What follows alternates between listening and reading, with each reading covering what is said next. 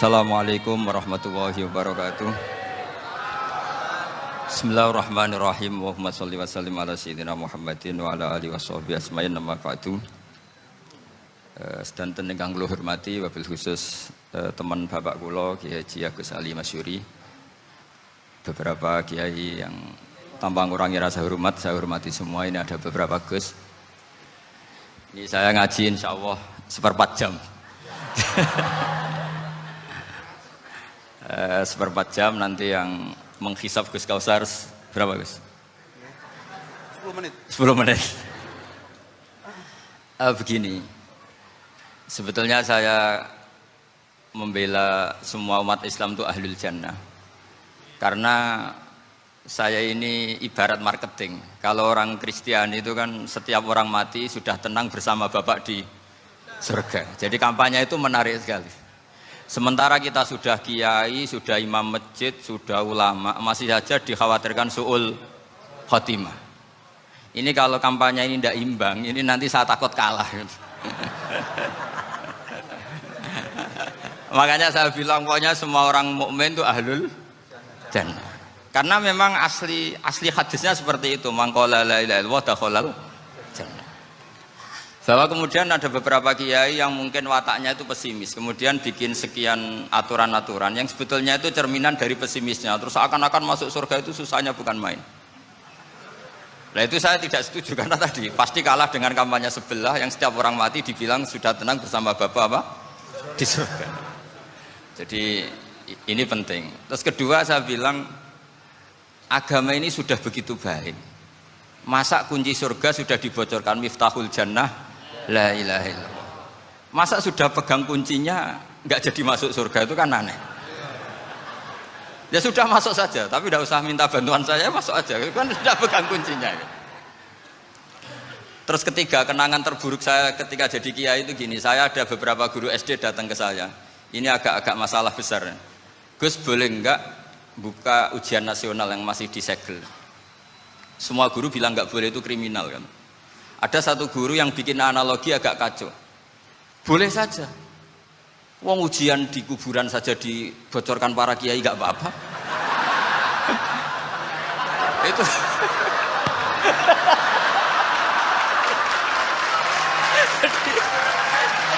Tapi ini kriminal ya. Perhatian kepada kiai, nggak boleh memukul pemateri.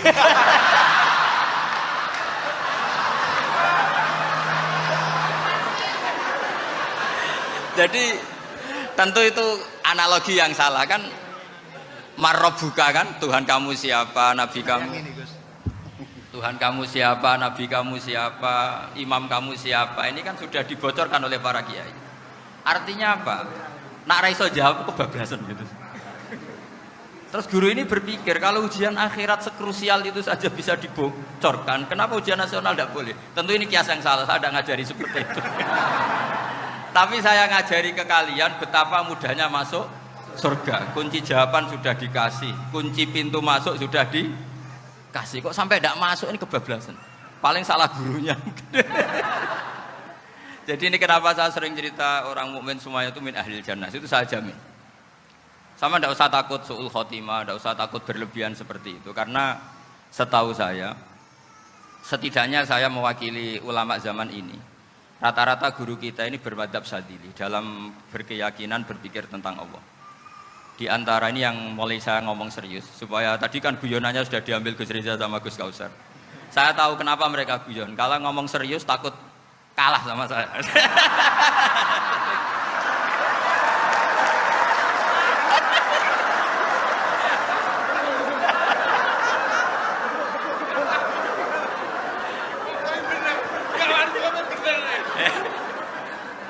Karena saya ini sudah terkenal pemikir serius, jadi artinya itu satu kepintaran mengalihkan, ya, oh ya, sudah itu satu kecerdasan. Tidak hanya ngalim tapi betul cerdas. Betul cerdas. Jadi itu bukti beliau ini cerdas itu. Saya berpikir begini, ini madzhab Syadzili, kita semua tentu Syadzili karena kita semua ngaji kitab hikam. Kita tahu kitab hikam itu muridnya Abul Abbas Al-Mursi, Abul Abbas Al-Mursi muridnya Syekh Abil Hasan apa? Asy-Syadzili. Saya masih ingat betul makalah itu dan saya ulang-ulang setiap saya ngajar di sarang saya ajarkan itu. Kilali kata Abdul Hasan As-Sadili, saya pernah dapat hatif, dapat semacam ilham. Apa makna min syarril waswasil khannas? Itu kata beliau dijawab oleh hatif itu. Hatif itu nggak perlu diterjemah tadi ada karena tadi diajarin itu. Apa yang dihidupkan itu nggak perlu dijelaskan.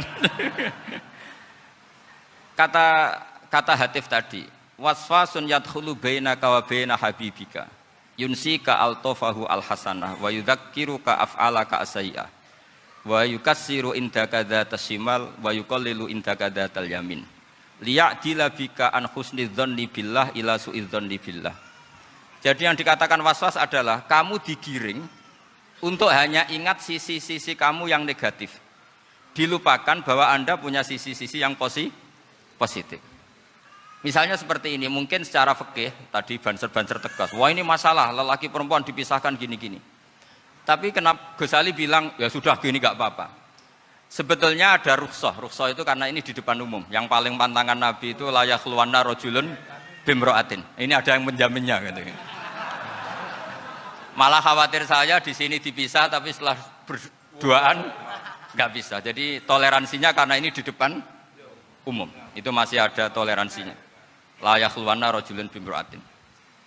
Begitu juga ketika kita dosa, misalnya kita dosa. Orang Islam setiap dosa itu pasti ingat salahnya, kemudian istighfar. Dan ketika satu kebaikan dibandingkan keburukan, itu kata semua ulama, karena sayyi'ah itu bernilai 1, kebaikan bernilai apa? 10. Itu masih surplus berapa? 9. Jadi itu cara berpikir Abdul Hasan As-Sadili. Kenapa kamu harus berpikir positif tentang Tuhan? Sekali berpikir tentang negatif, itu bahaya betul. Misalnya begini, kamu berpikir, tak rewangi, jadi kiai, sujud, rukuk, ternyata aku tetap lebu neraka, gunanya apa? Itu menurut saya kan nggak punya akal. Sujud itu satu kelaziman menghamba kepada Allah. Normalnya seorang hamba itu ya sujud.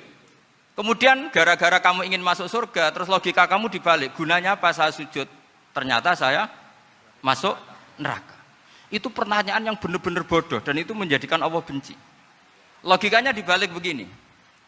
Ini saya ngomong serius karena ini bentuk kemenangan saya ini bentuk kemenangan saya. Saya berkali-kali ngomong di kota pelajar di Jogja karena banyak pengujinya juga. Bukan sekedar pendamping tapi penguji. Banyak yang profesor, bukan sekedar dokter, banyak yang profesor. Jadi biar ini dok. Begini, saya pernah ditanya sama seorang dosen, Gus, saya ini ngaji hadis banyak, tapi ada yang saya tidak paham, yaitu mangkola la ilaha illallah dakhalal jannah, ada kalimat wa in zana wa in saraka. Meskipun pernah zina, pernah maling. Ini kan seakan-akan mentoleransi perzinaan dan pemalingan. Terus saya bilang, oh makna hadis itu seperti ini. Jadi kebenaran absolut, kebenaran yang mutlak itu tidak akan terganggu oleh status perilaku seseorang. Saya berkali-kali memberi contoh. Orang yang ditangkap KPK akan bilang 1 tambah 1 2. KPK-nya juga bilang 2. Rivalitas dalam politik, Pak Prabowo ya bilang 2, Pak Jokowi juga bilang 2. Orang yang zaniyah, yang lonte pun akan bilang 2. Muftinya juga bilang 2. Ketua MUI-nya juga bilang 2. Artinya gini, kebenaran yang absolut adalah kebenaran yang siapapun akan meyakini seperti itu. Seperti 1 ditambah 1, 2. Kamu punya musuh bilang 2. Kalau ibu-ibu ini punya maru ya marunya bilang 2 tadi tambah mama. Enggak tahu saya terjemahnya apa tadi. Nah, kebenaran yang absolut itu kebenaran yang siapapun pasti mengakui. Dan uniknya begini, saya pernah ngaji acara himmah, acara pondok sarang di Demak. Kalau kamu bilang 1 ditambah 1 menjadi 2, untuk mengatakan 2 itu kamu butuh hadiah enggak? Mereka semua jawab enggak. Kita semua enjoy saja mengatakan tembok itu putih. Kenapa? Karena memang putih. Kita mengatakan 1 tambah 1 2 karena memang kita tanpa presentasi dapat hadiah, dapat penghormatan. Kenapa untuk mengatakan Allah itu Tuhan kita butuh surga? Memangnya kalau tidak ada surga Allah tidak jadi Tuhan? Ini problem orang soleh-soleh yang terlalu pesimis. Makanya nanti orang-orang soleh itu masuk surganya berat. Tapi kalau orang alim lebih gampang kira-kira seperti itu. Iya, karena kan imannya lebih bagus. Dalam hadis qudsi, Allah ini yang dibuli orang-orang soleh. Laulam akhluk jannatan wala naron alam akun ahlan an uto'ah. Dalam hadis qudsi itu. Kalau saja saya tidak menciptakan surga dan neraka, apa saya tidak jadi Tuhan yang perlu ditaati? Apa kalau kamu tidak saya kasih uang 1 juta terus bilang 1 tambah 1 11? Enggak kan? Tetap bilang berapa? 2. Kalau kebenaran absolut yang 1 tambah 1 kamu bilang 2 meskipun tanpa mendapat hadiah. Kenapa untuk bilang Allah Tuhan kamu butuh hadiah surga? Itu kan serah ikhlas belas. Makanya saya terus mengajarkan ikhlas. Ikhlas itu bisa dilatih dengan akal, dengan pikiran, bil ilmi lah. Harus dilatih. Nah di sini ini momen atau makna yang mestinya harus difahami wa inzana bahwa kalimat ini sah meskipun dilafatkan seorang yang pernah zina. Sama seperti 1 tambah 1 2 sah, diucapkan siapa saja sah. Dan siapapun akan mengucapkan itu secara ikhlas. Ini penting saya utarakan. Sehingga setelah ada firqah-firqah takfiri yang mengatakan orang megang keris itu syirik, ke kuburan syirik, ini syirik. Itu salah besar. Salahnya adalah tadi kalimat-kalimat atau kebenaran-kebenaran absolut ini sudah jadi sibghatullah man ahsanu minallahi sibghah. Kalimat ini begitu absolut di hatinya orang mukmin.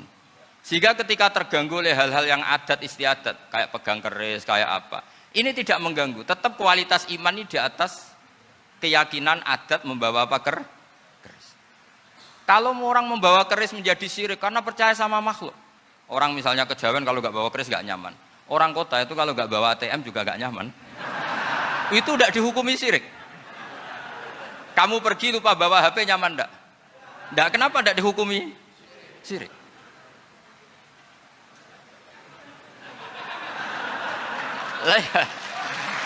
Jadi ini logika-logika. Jadi makanya ini Gus Reza boleh ngeritik saya itu berkali-kali bilang saya termasuk ulama yang mau bikin gerakan cangkem elek. Karena nanti kalau saya nisbatkan ke Rasulullah itu tidak pantas karena Nabi ahsanan nasi khalqau wa khuluqa. Tapi saya siap jadi bempernya Rasulullah Shallallahu Alaihi Wasallam. Pernah ada diskusi di Jakarta, ini kisah nyata. Apa dalilnya setelah sholat salaman? Mana hadisnya? Itu dijawab hadisnya tentu kita kesulitan. Kalaupun ada hadisnya dhaif semua yang masalah musafahah. Akhirnya mau tidak mau dijawab pakai cangkem elek. Boleh enggak kamu setelah salam nyalain HP yang off? Boleh. Boleh enggak ke kamar mandi? Boleh. Oh berarti kencing boleh, nyalain HP boleh, yang enggak boleh itu ingat Allah. Karena mereka mengkritik wiridan, ngeritik salam. Akhirnya mikir deh. Ada enggak hadisnya orang setelah sholat nyalain HP? Enggak ada kan? Tapi mereka nyalain HP enggak hambatan, tapi untuk salaman masalahkan. Ke kamar mandi boleh, tapi untuk wiridan enggak boleh. Akhirnya mereka sadar, oh iya. Lama-lama dibisiki gini yang kelompok itu. Kamu itu korban aliran supaya kamu enggak ingat Allah, ingatnya HP-nya. Sehingga orang wiridan kamu kritik, orang nyalain HP enggak kamu kritik. Itu kelompok itu adalah kelompok orang-orang yang supaya orang Islam itu lupa Tuhannya. Itu gerakan cangkem elek, tapi jadikan orang sadar. Jadi ini penting. Jadi kalau kamu tidak bisa bela agama dengan jalan yang lurus karena tidak bakat gitu, nggak apa-apa pakai cangkem elek tadi. Karena nggak mungkin gerakan ini dinisbatkan kepada Rasulullah Shallallahu Alaihi Wasallam. Kalau soal sanad, saya punya sekian sanad tentang itu, tapi tidak usah kamu ikuti. Ada orang tanya, ya Pak Kiai kalau setan dibakar di neraka panasan enggak? Ya panasan. Lo kan setan dari api, ngapain harus panasan? Kan materinya sama. Terus Kak Kiai tadi gak kesulitan, dia ngambil pasir, disawero di wajahnya. Wah sakit Kiai, kamu kan dari tanah, kena tanah kok. Jadi itu ada sekian, artinya gini ya, kalau kesulitan jawab pakai baik-baik ya sudah pakai cangkem elek itu aja karena. Tapi tentu kan gerakan ini tidak mungkin dinisbatkan kepada para nabi. Tapi saya pastikan meskipun nggak bisa dinisbatkan kepada para nabi dari segi cangkem elek tadi, tapi secara semangat itu sama. Saya punya sekian contoh. Benar Gus Riza tadi gojok saya sengawur-ngawurnya itu masih punya sanad. Itu pas saya ngawur pun masih punya apa? Sanad. Nabi Ibrahim itu ketika faja'alahum juzatan illa kabirallahum itu si berhala paling besar dikasih kapak. Ketika mereka geger, ini siapa yang berhala-berhala kecil? Kata mereka, sami'na fata yadhkuruhum yuqalu lahu Ibrahim. Ya kira-kira Ibrahim lah gitu. Terus setelah Ibrahim didatangkan, siapa yang melakukan ini semua? Ini jawaban Nabi Ibrahim, bal fa'alahu kabiruhum hadza. Ya tanya yang bawa pedal, saya kan tidak bawa kan. Terus kata orang-orang, otak kamu itu di mana? Masa berhala disuruh nanya, kan nggak bisa ngomong. Ibrahim kembalikan, uffil lakum walima ta'buduna min dunillah. Lalu otak kamu di mana? Sudah tahu nggak bisa ngomong kok disembah gitu. Itu ada kata uffin loh. Uffin itu kalau diterjemah kira-kira ya agak-agak jancuk gitu. Kira-kira ya kira-kira seperti itu. Jadi Sekarang dalilnya jancuk apa bisa? Pakai dengan biasa misalnya saya bilang Gimana? Jancuk itu dari daksu, dak tinggalkanlah suan perkara sing elek. Krono ilate wong Surabaya kakean rawon, akhirnya ngomongnya jancuk. Gitu.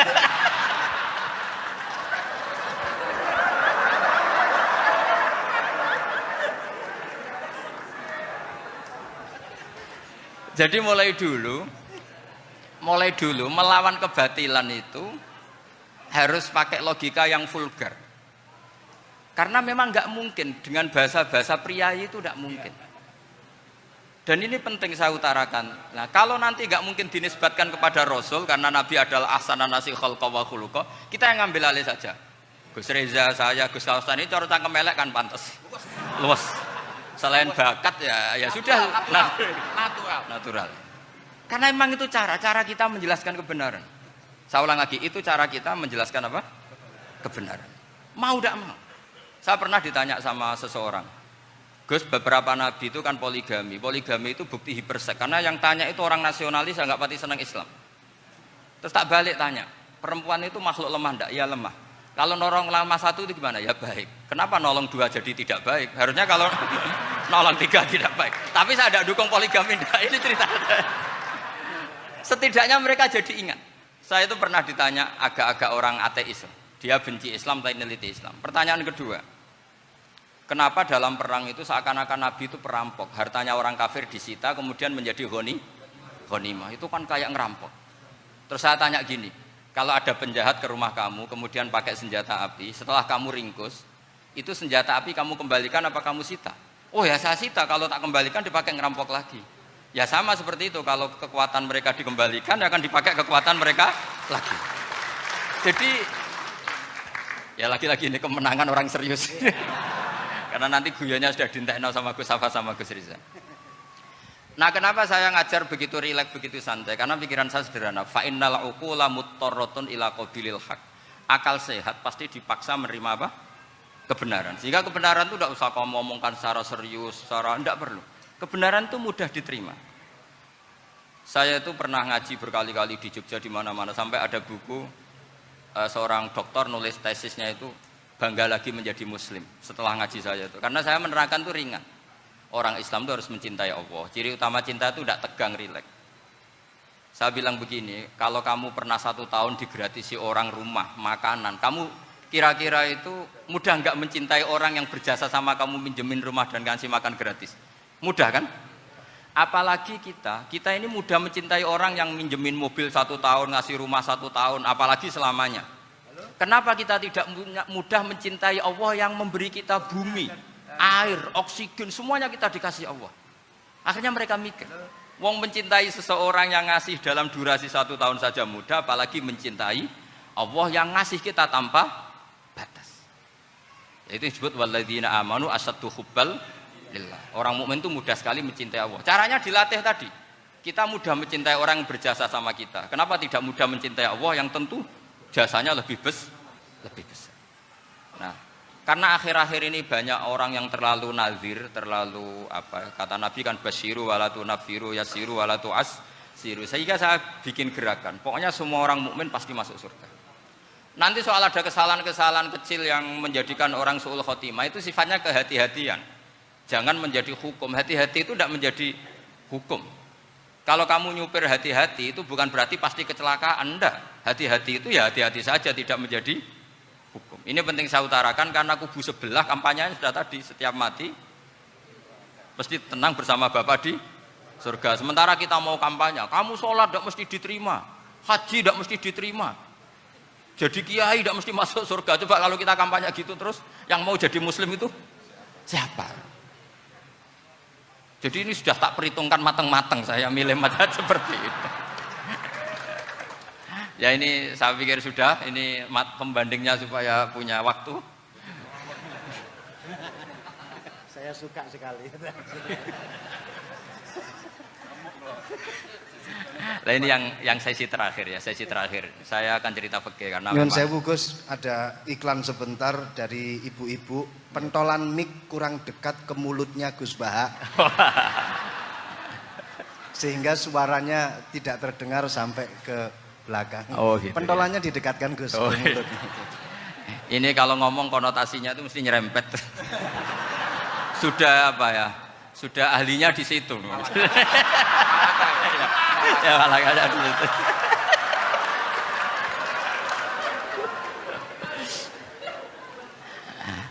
Dalam sesi terakhir saya cerita pentingnya pembanding. Imam Rafi'i itu yang ngarang kitab Muharrar. Kitab Muharrar ini adalah ringkasan dari kitab Al-Wasit. Al-Wasit itu karangannya Imam Ghazali. Al-Wasit sendiri ini khas ngaji NU karena NU maknanya Nahdlatul Ulama, gerakan para ulama. Jadi kalau nggak ngerti alim-alim seperti itu ya ada NU. Sebenarnya sampai itu pasnya Nahdlatul Ummah, gerakan umat. Tapi kan sudah jadi partai politik Nahdlatul Ummah. Karena yang katakan NU itu Nahdlatul Ulama, gerakannya para ulama. Imam Rafi'i itu berpendapat sujud itu cukup pakai batuk, pakai jidat. Itu dalam kitab Muharrar. Wal asoh anna sujud yasihu mau cukup biwat iljabah. Ketika Imam Nawawi mentasih kitab Muharrar namanya Minhajut Thalibin, itu mengkritik Imam Rafi'i. Kata beliau, sujud itu untuk sah harus melibatkan 7 anggota karena berdasar hadis umirtu an asjuda ala sapati a'zumin, yaitu al-jabhah wal yaden warubaten wal qadamen, yaitu jabhah 2 tangan, 2 lutut dan 2 qadamen. Akhirnya saya ngecek di kitab asli. Imam Rafi'i termasuk Ashabut Tarjih dan Imam Nawawi. 2 orang ini khilaf. Kan nggak mungkin kita sebagai mushahihnya karena yang khilaf ini 2 ulama besar, satu Imam Rafi'i, satu Imam siapa? Nawawi. Kita tidak bisa hanya ngikuti Fathul Mu'in yang mengatakan idzakhtalafan Nawawi war Rafi'u kudiman Nawawi, tidak bisa karena Imam Nawawi ini sering nginduk sama kitabnya Imam Rafi'i karena senior Imam Rafi'i. Setelah saya cek di kitab kitab asli Mamba ya, satu sumbernya semua mazhab apa? Syafi'i. Ternyata Imam Syafi'i nak ngedikan hanya begini. Wa uhibbu, saya suka setiap orang Islam sujud itu melibatkan 7 anggota karena itu aman, pasti sah. Tapi wayah tamilu kata beliau, tapi mungkin saja sujud hanya watul jabah itu sah. Kenapa kata Imam Syafi'i? Liqaulihi sallallahu alaihi wasallam atau li du'aihi apa sallallahu alaihi wasallam fi sujud sajadalaka wajhi wa sam'i wa basari. Nabi ketika sujud itu hanya berdoa, ya Allah sujud kepada engkau wajhi wa sam'i wa basari. Nabi tidak menyebut wayadi wa rubati wa qadami. Sehingga saya berkali-kali bener kata Gus, saya ini pembela umat sing sujudnya 7 anggota ya tak lem, pantes dadi Rais Suriah. Itu. Yang sujudnya bathuk tok ya tetap sah ngikuti mazhabnya Imam Rafi'i. Meskipun itu tidak saya anjurkan. Tentu tidak saya anjurkan. Alasannya Imam Syafi'i tadi, Rasulullah pernah berdoa dengan kata-kata sajadalaka wajhi, bukan diteruskan wayadi warubati wakoda. Sehingga fal khilaf huna bakin ala khiddati kalau dalam bahasa fikih. Khilaf biar tetap sesuai aturan khilaf masing-masing. Enggak perlu kamu menggugurkan pendapat Rafi'i yang mengesahkan sujud hanya pakai jabah. Ini penting karena tadi seperti saya katakan, yang sujud anggota itu ya masuk swarga mergo pintere, sing nganggo bathuk tok yang mlebu swarga mergo gobloke tadi, karena aksaru ahlil jannah al-bul. Nah, ini mazhab saya. Jadi saya itu ingin umat Islam itu baik-baik saja. Ya. Karena tidak mungkin lah kita tidak bela Islam di zaman akhir, tidak mungkin kan tadi kubu sebelah kampanyenya sudah seperti itu. Kalau kita ngomong ikhtiyat, kiai ra mesti mlebu swarga, sing salat ngethuk ra mesti husnul khotimah. Wah kan jadi repot. Saya ini pengagum teori ikhlas. Dilatih bil ilmi, saya ulang lagi, dilatih bil ilmi. Saya ini malu. Malunya tadi, saya mengatakan 1 tambah 1 2, itu meskipun tidak ada yang memberi hadiah tetap saya katakan 2. Saya mengatakan air itu dingin, tidak ada yang ngasih hadiah, saya akan bilang kalau air itu dingin. Kalau api itu panas. Untuk hakikat-hakikat seperti itu saja saya jujur tanpa ingin imbalan. Tapi ketika hakikat mengenai Allah kok saya minta imbalan surga dan neraka, ini apa-apaan? Kira-kira gitulah, Rois Suriah macam apa gitu.